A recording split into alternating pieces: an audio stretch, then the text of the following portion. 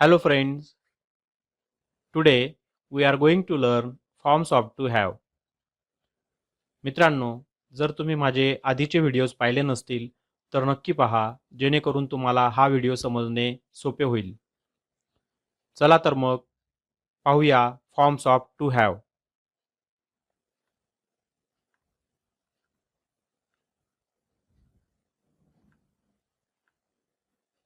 Forms of to have.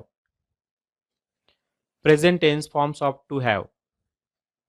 To हॅवची वर्तमानकाळी रूपे have and has. Past tense form of to have. To हॅवचे भूतकाळी रूप had. Future tense forms of to have. To हॅवचे भविष्यकाळी रूपे shall have and will have. Marathi meanings of forms of to have. Have च्या जवळ किंवा च्याकडे आहे, ला आहेत. हॅज च्या जवळ किंवा च्याकडे आहे किंवा ला आहेत. हॅड च्या जवळ किंवा च्याकडे होते, होती, ला होते किंवा होती. शाल हॅव च्या जवळ किंवा च्याकडे असेल, असतील. विल हॅव च्या जवळ किंवा च्याकडे असेल, असतील. Where to use forms of to have.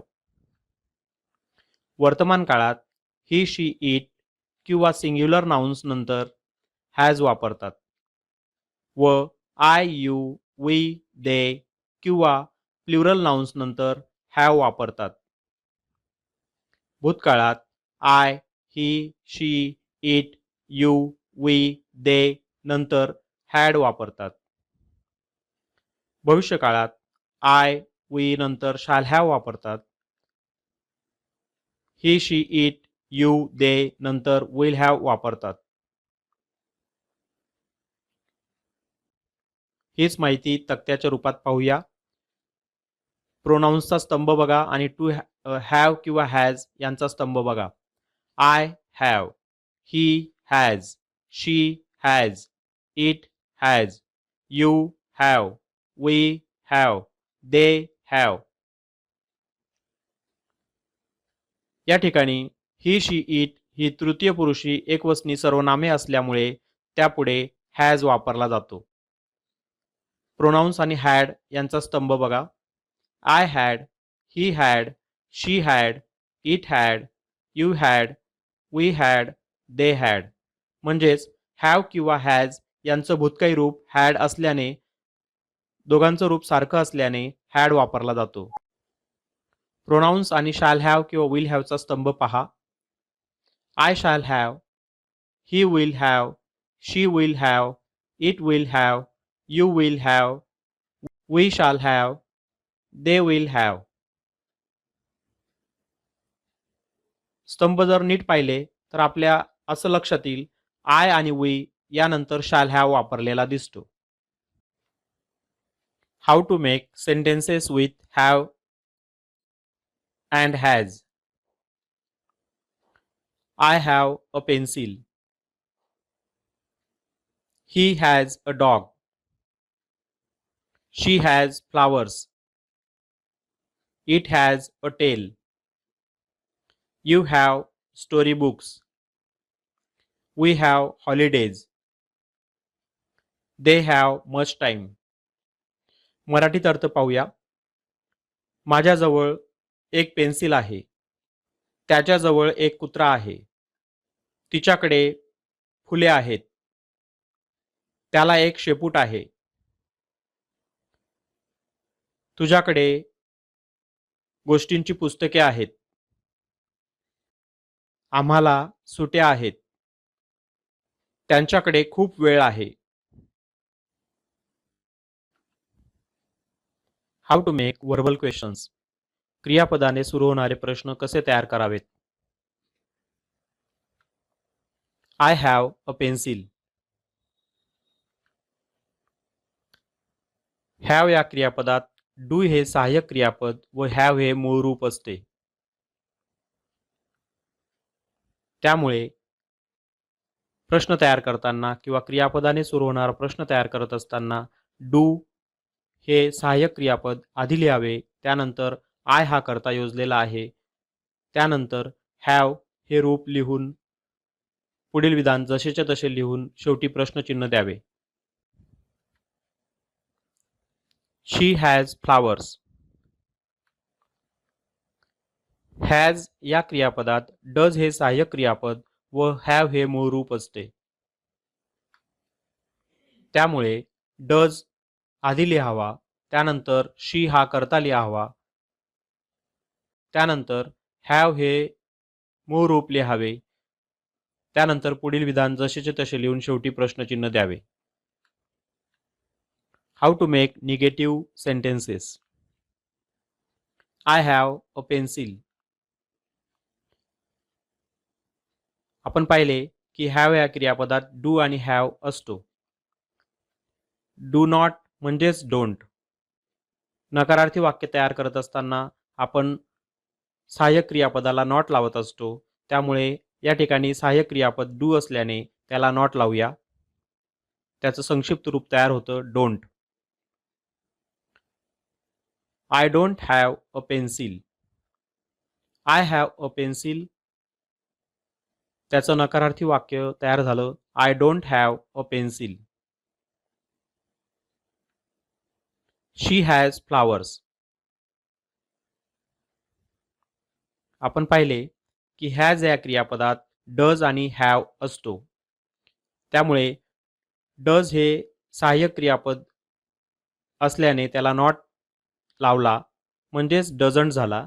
त्याचं संक्षिप्त रूप डझंट झालं, ते आपल्याला वापरावं लागणार. She doesn't have flowers. How to make sentences with had. I had a pencil. He had a dog. She had flowers. It had a tail. You had storybooks. We had holidays. They had much time. How to make verbal questions. क्रियापदाने सुरू होणारे प्रश्न कसे तयार करावेत. I had a pencil. यात had या क्रियापदामध्ये did हे सहाय्यक क्रियापद व have हे मूळ रूप असते. त्यामुळे did हे सहाय्यक क्रियापद आधी लिहावे, त्यानंतर आय हा करता लिहिला, हॅड या क्रियापदाचे मूळ रूप लिहिले हॅव, व त्यानंतर पुढील विधान जसेचे तसे लिहून शेवटी प्रश्नचिन्ह दिले. शी हॅड फ्लावर्स.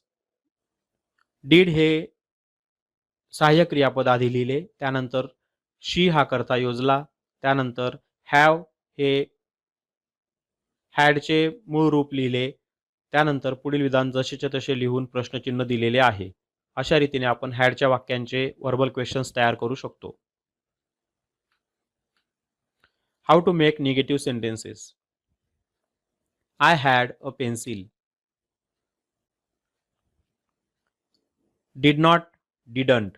डिड नॉटचे संक्षिप्त रूप आहे डिडंट. आताच आपण पाहिले की हॅड या क्रियापदात डिड हे सहाय्यक क्रियापद आणि हॅव हे मूळ रूप असते.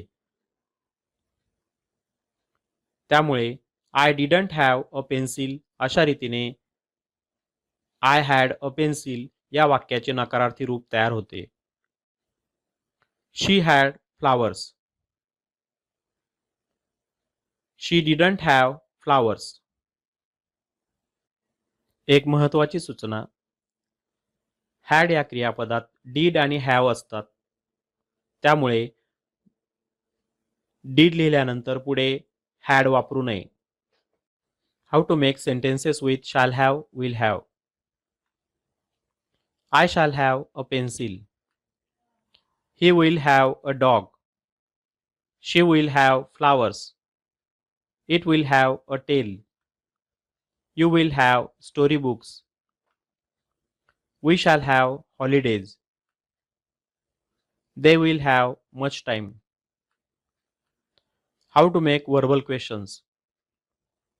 I shall have a pencil. या वाक्यात shall have याकडे लक्ष द्या.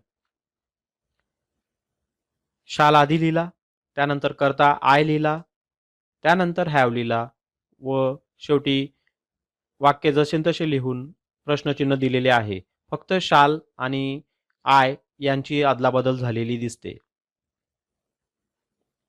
शी will have flowers. Will she have flowers. व्यवस्थित पहा.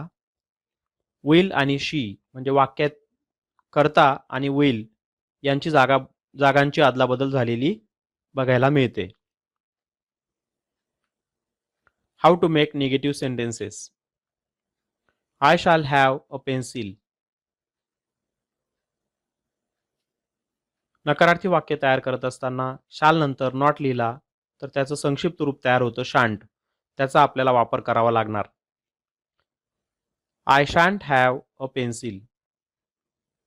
फक्त शालच्या ऐवजी शांट हा शब्दप्रयोग केलेला आहे. She will have flowers. Will not म्हणजेच won't. She won't have flowers.